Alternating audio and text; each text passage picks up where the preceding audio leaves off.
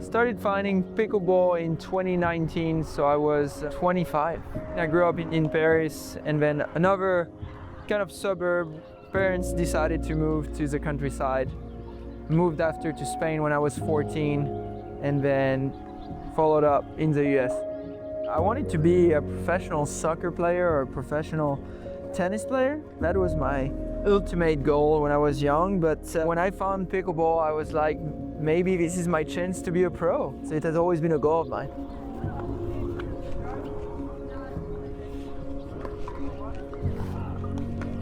Jay Devilliers? That's right. Awesome. Thank you. Oh, shit, man. How are you? Wow, man. You doing well? It's so fun watching you. Thank you. Oh. My grind is a little bit different than a lot of players because I have 4 kids. So my wife and I found a way to structure practice when I'm at home, where I practice from 8 a.m. to 3 p.m. so I can spend time after with the kids. But the key for me is 8 to 3, I have to get my work done. And after 3 p.m, then I become the father. I remember when I started, family was not really supportive. My wife was in a certain way, but you know, it's like you're trying to live your dream of a child of being a professional athlete, but you also know that it's not going to be easy. The path is not easy. The sport was so at the infant stage. You're spending usually more money than you can earn. It was tough, but I was just so blessed that things shaped the way it did, but it's also because of the support of my wife and hard work at the end of the day. That's what it is all about. When I rethink about all those moments, like going into this first tournament in a park, there is no structure, there's taped courts, you're kind of asking yourself, what am I doing here? But when things go well, you're like, this is awesome, this is the best moment of my life. There it is. Justin Jay Devilliers of the APP Cincinnati Open has taken gold. Unbelievable gold medal match. Holy cow, that was fantastic. Those are the gold medal matches you want to see. That was unbelievable. And it will go 15-10. Couping Devilliers will take the gold medal.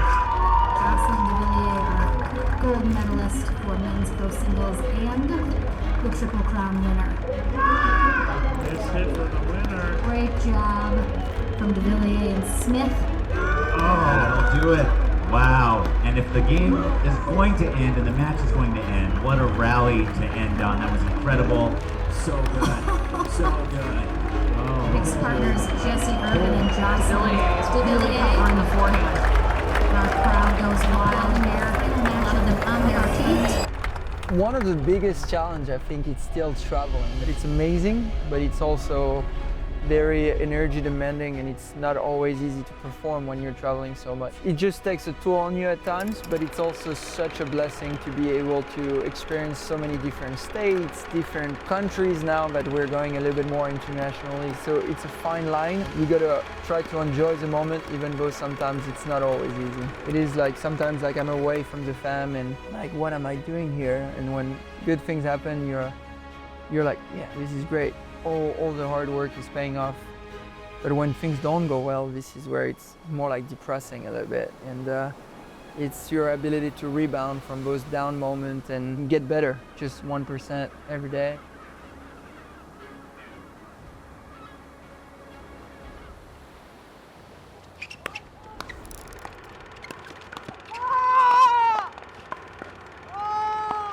Atlanta in May, I sprained my ankle pretty bad, my right ankle, and then I was compensating a lot on my left side, and then again in Atlanta, same tournament, I just remember playing mixed doubles with Callie Smith against Hayden and Leah, and I don't know, I did a weird move and I could sense that something was not right.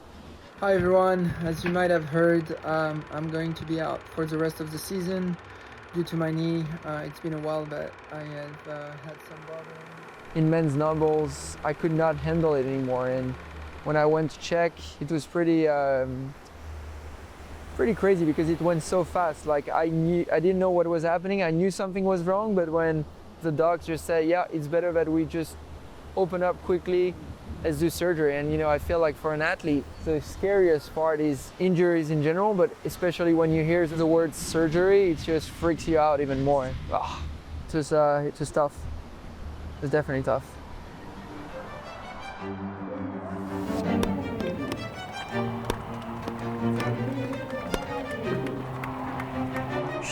Just like that, in and out, clean.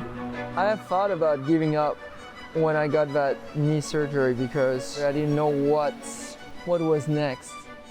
Everything was kind of taken away from me very quickly. You watch all your competitors and friends playing and you're like, I'm not there anymore, will I ever be there? So you forgot how nice you have it. I was putting a lot of time and effort to get in shape and you don't see progress very quickly. I remember stepping on the bike 2 days after the surgery and I'm trying to do just a round, like one, and I'm not even able to go down and he's like, you're doing great. And I'm just like, no, I'm not, don't lie to me, you know, it's just like, it was hard. I feel like when you have doubts like that, it's so important to remember to be grateful for all you have. Even if things don't go well, I know I have a lot of things to rely on and that was so helpful. Hey. Hey love, how are you? Good, how are you? Good. Hey, look at this. Wait. This is quite something, isn't it? Yeah, it's pretty. Where are the boys? Steady. They're right to bed. Good night, Daddy. Good night, my love. Bye.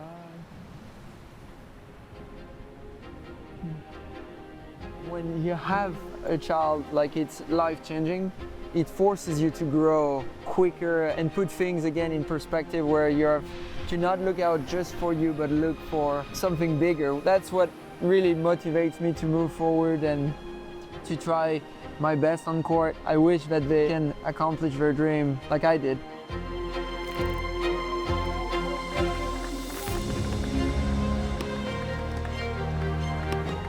I believe that if we keep growing that sport, it can one day be at the Olympics. And France has been doing a great job lately with a partnership with the French Tennis Federation. Brands are coming in, like 6-0 is getting big as well there. And I opened my first club.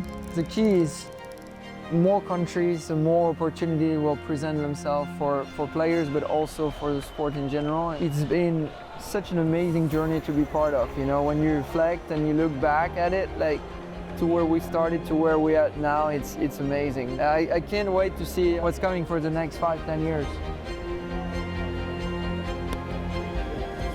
There were several things about 6-0, but I like long term. If you're sticking with the same partners, then you can build greater things.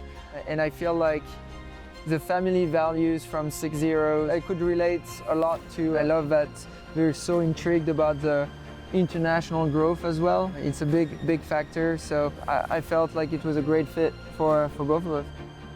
Now that we are officially partnered, my goal is to promote them as much as possible by performing on court, obviously, but also just as a human being a good example for the newer generation. There are so many kids that are getting into the sport, so I feel like I have still a lot to achieve.